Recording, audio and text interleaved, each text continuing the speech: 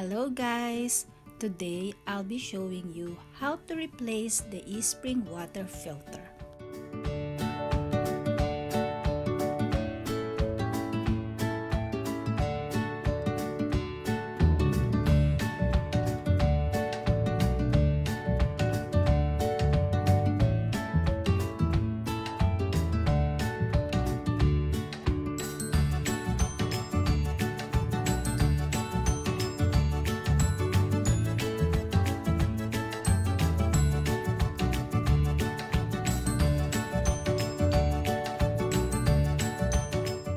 So, eto nga, kailangan ko nang i-replace yung cartridge ng eSpring water filter namin. First, you need to unplug it.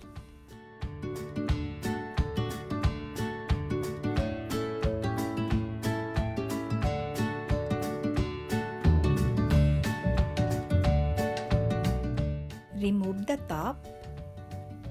After taking the top, you will see the electronic module. Then, take it off.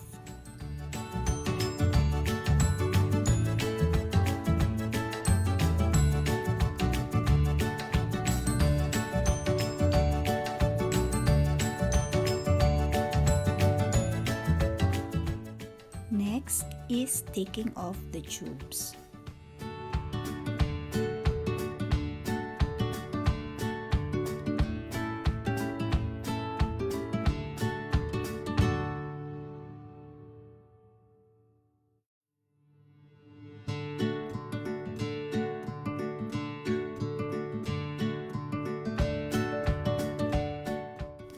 Loosen the filter retaining ring by turning it counterclockwise.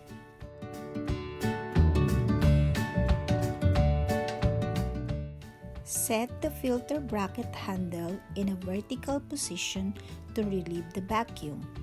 Move the filter bracket slightly to the left and right to finally lift it off.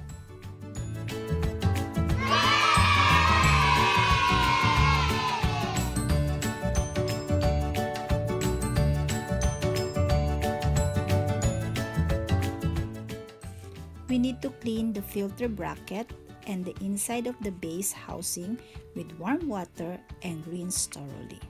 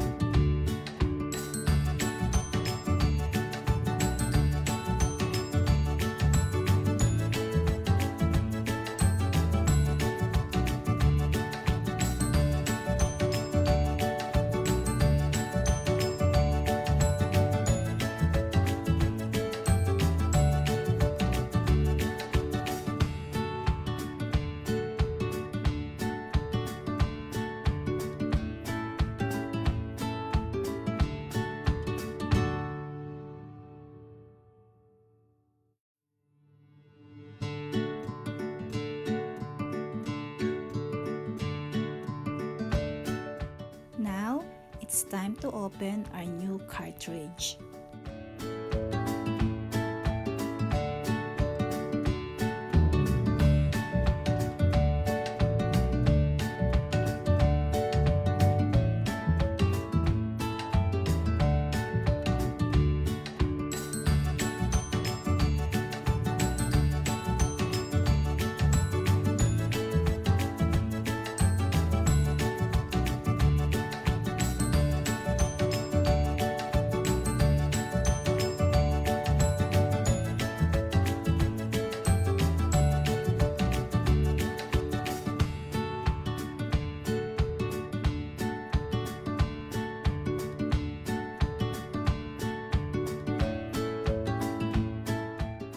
I need to push filter cartridge firmly into the filter bracket to properly engage threads.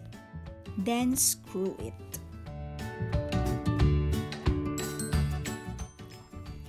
Reinsert the filter bracket into the base housing.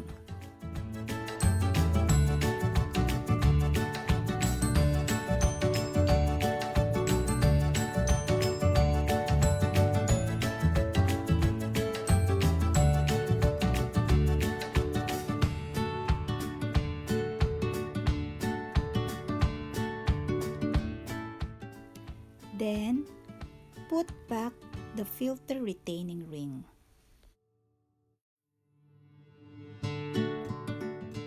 Next is the electronic module onto the filter bracket.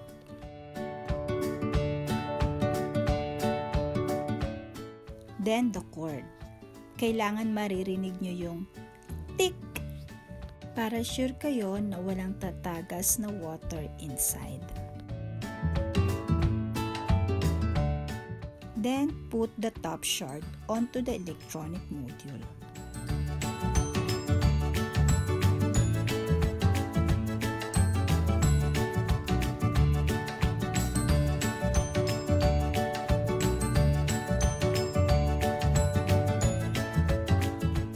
Then plug it on. Now we need to test the water system.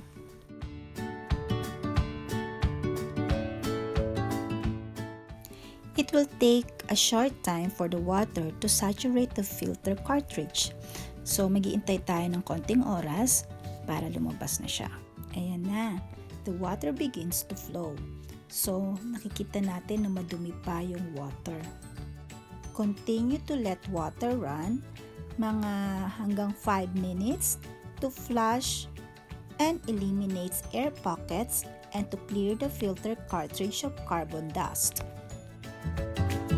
If there are no leaks and you have flushed the system to eliminate the possible carbon dust, turn off the water. Your eSpring water treatment system is ready to use. Almost 5 years ko nang ginagamit ang eSpring water treatment system. Rated capacity nito is 5,000 liters per year.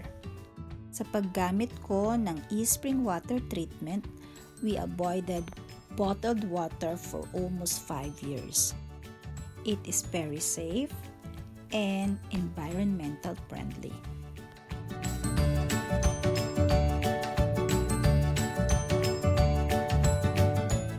Until next week, don't forget to like and subscribe.